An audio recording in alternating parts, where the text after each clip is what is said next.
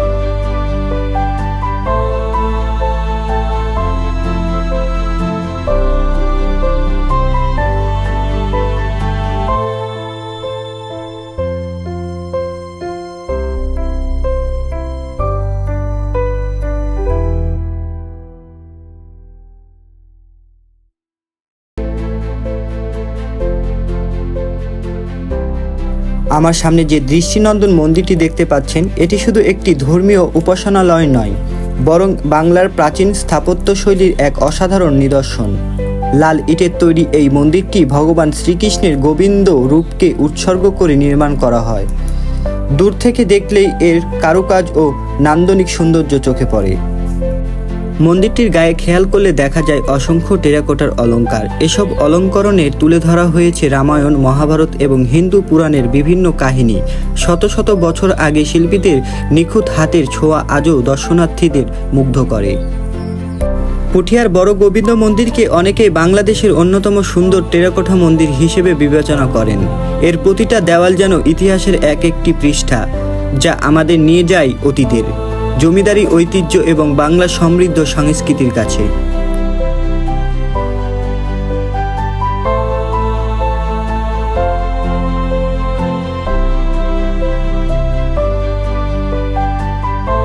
চারপাশে শান্ত পরিবেশ, সবুজ গাছপালা এবং রাজবাড়ির ঐতিহাসিক আবহাওয়া এই স্থানটিকে আরও আকর্ষণীয় করে তুলেছে। তাই ইতিহাস প্রেমী, স্থাপত্য প্রেমী কিংবা সাধারণ ভ্রমণ পিপাসু সবার জন্যই এটি একটি আদর্শ গন্তব্য।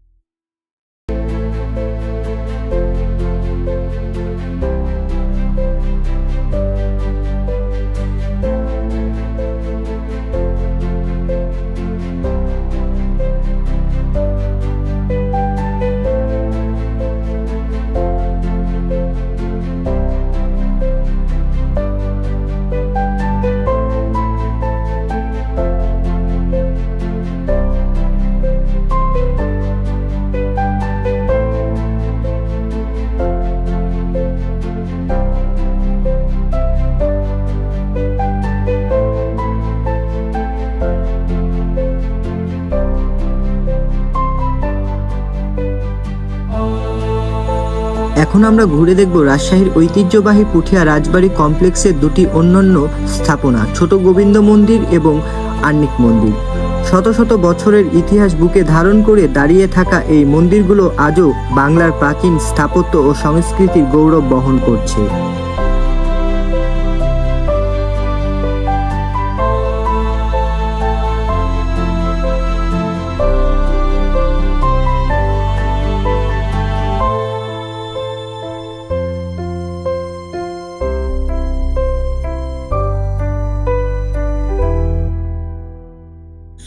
প্রথমে চলুন ছোট গোবিন্দ মন্দিরের ইতিহাস জানি। পুঠিয়া রাজবাড়ির চত্বরে অবস্থিত এই মন্দিরটি অষ্টাদশ শতাব্দীর শেষভাগ থেকে ঊনবিংশ শতাব্দীর শুরুর দিকে নির্মিত হয়েছে বলে ইতিহাসবিদরা মনে করেন। আর্নিক মন্দিরের স্থাপত্য অত্যন্ত ব্যতিক্রমধর্মী। মন্দির দুটি চারপাশে দাঁড়ালে মনে হয় যেন কয়েকশো বছর আগের বাংলায় ফিরে গেছি। প্রতিটি ইট, প্রতিটি নকশা আর প্রতিটি দেওয়াল যেন পুঠিয়া রাজপরিবারের গৌরবময় ইতিহাসের গল্প শোনায়। আজও দেশ বিদেশের অসংখ্য পর্যটক ও ইতিহাসপ্রেমী মানুষ এই মন্দিরগুলো দেখতে পুঠিয়ায় আসেন। ইতিহাস, স্থাপত্য ও ধর্মীয় ঐতিহ্যের এক অপূর্ব মিলনস্থল এই ছোট গোবিন্দ মন্দির এবং আর্নিক মন্দির। ছোট গোবিন্দ মন্দিরটি চারচালা স্থাপত্য শৈলীতে নির্মিত। এর দক্ষিণ পাশের দেওয়ালে রয়েছে অসাধারণ টেরাকোটার কারুকাজ। এখন আপনাদের দেখাতে নিয়ে আসলাম রাজপরিবারের সেই পুরনো কারাগার।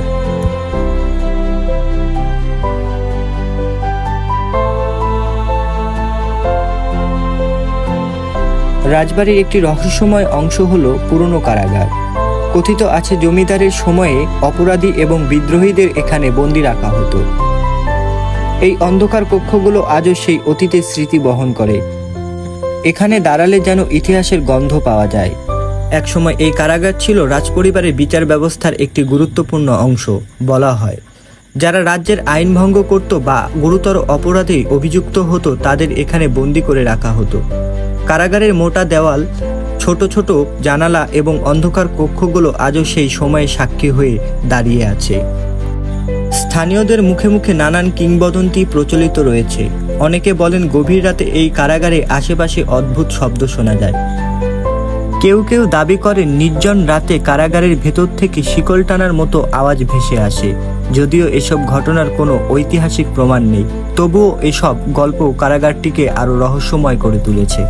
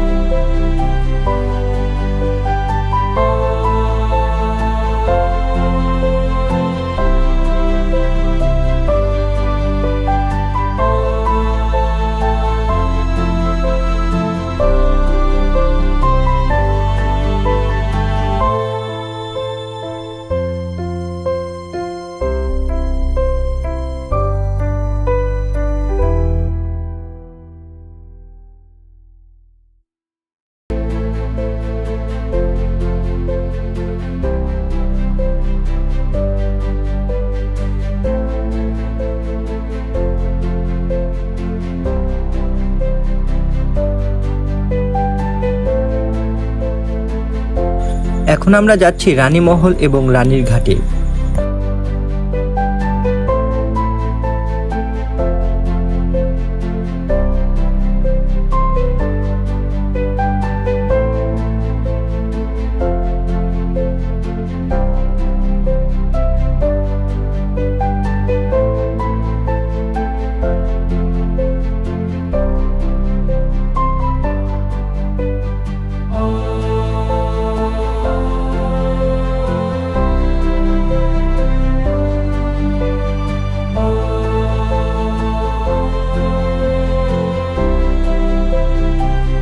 পুঠিয়া রাজপরিবার ছিল বাংলার অন্যতম প্রভাবশালী জমিদার পরিবার।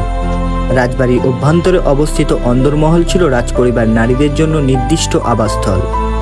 এখানে রানী, রাজকন্যা এবং পরিবারের অন্যান্য নারী সদস্যরা বসবাস করতেন। নিরাপত্তা ও গোপনীয়তার কথা মাথায় রেখে অন্দরমহল এমনভাবে নির্মাণ করা হয়েছিল যাতে বাইরের মানুষ প্রবেশ অত্যন্ত সীমিত থাকে। অন্দরমহলের কাছে অবস্থিত রানীর ঘাট। বিশাল পুকুরের পাশে নির্মিত এই ঘাটে নিরাপদে আসা যাওয়ার জন্য বিশেষ ব্যবস্থা রাখা হয়েছিল।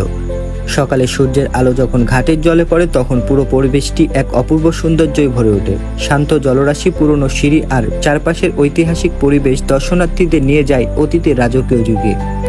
অন্দরমহলের চারপাশে ছিল খোলা বারান্দা, সুসজ্জিত কক্ষ এবং রাজকীয় স্থাপত্যশৈলীর নিদর্শন। এখানে রানীরা তাদের দৈনন্দিন জীবন কাটাতেন, ধর্মীয় আচরণ পালন করতেন এবং পরিবারের বিভিন্ন গুরুত্বপূর্ণ সিদ্ধান্তের পরামর্শ দিতেন।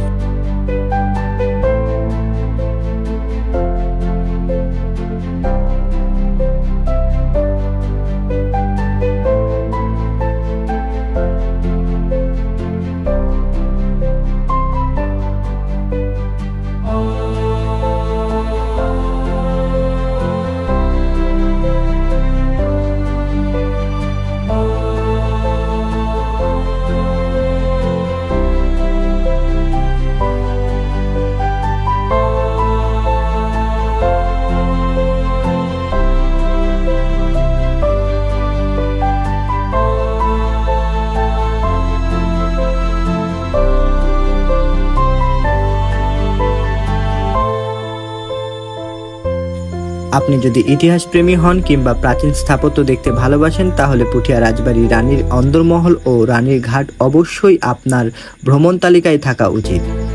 এখানে এলে ইতিহাসকে শুধু দেখা নয়, অনুভব করাও যায়।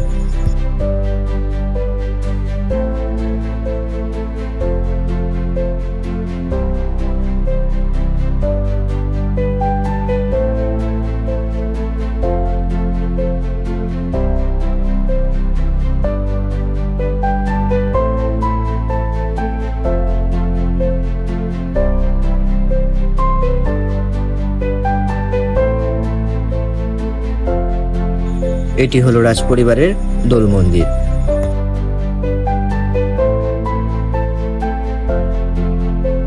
আমাদের সামনে যে বিশাল মন্দিরটি দেখা যাচ্ছে এটি নির্মাণ করেছিলেন রানী ভুবনময়ী দেবী। তিনি ছিলেন পুঠিয়া রাজার জগৎ নারায়ণ রায়ের স্ত্রী। স্বামীর মৃত্যুর পর গভীর শিবভক্তি এবং ধর্মীয় অনুরাগ থেকে তিনি 1823 সালে এই মন্দির নির্মাণ কাজ শুরু করেন। দীর্ঘ কয়েক বছর পরিশ্রমের পর 1830 সালের দিকে এই নির্মাণ কাজ সম্পূর্ণ হয়। অর্থাৎ আজ এই মন্দিরের বয়স প্রায় 200 বছরেরও বেশি। মন্দিরটির দিকে তাকালেই চোখে পড়বে এর দৃষ্টিনন্দন পঞ্চরত্ন স্থাপত্য শৈলী। মাঝখানে একটি উঁচু প্রধান চূড়া এবং চার কোণে 4টি ছোট চূড়া মিলে তৈরি হয়েছে এর অনন্য সৌন্দর্য। মন্দিরটি শিবসাগর দিঘির পাড়ে অবস্থিত।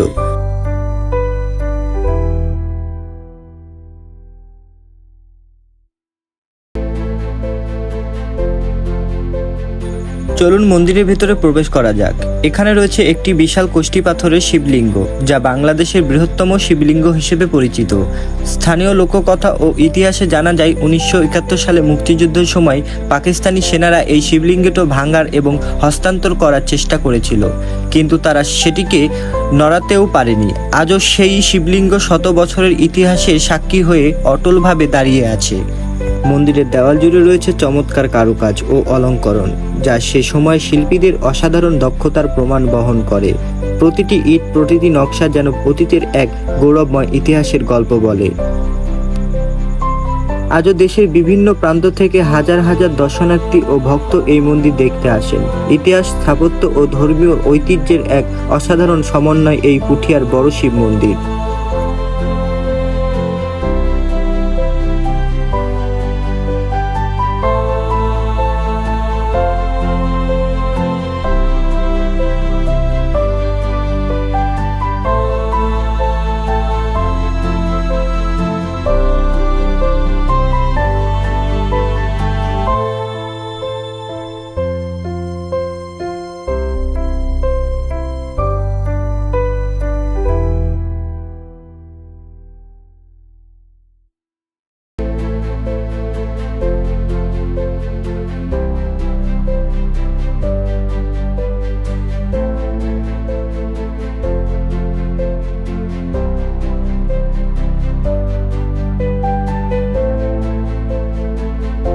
এখন আমরা যাচ্ছি হাওয়াখানার দিকে।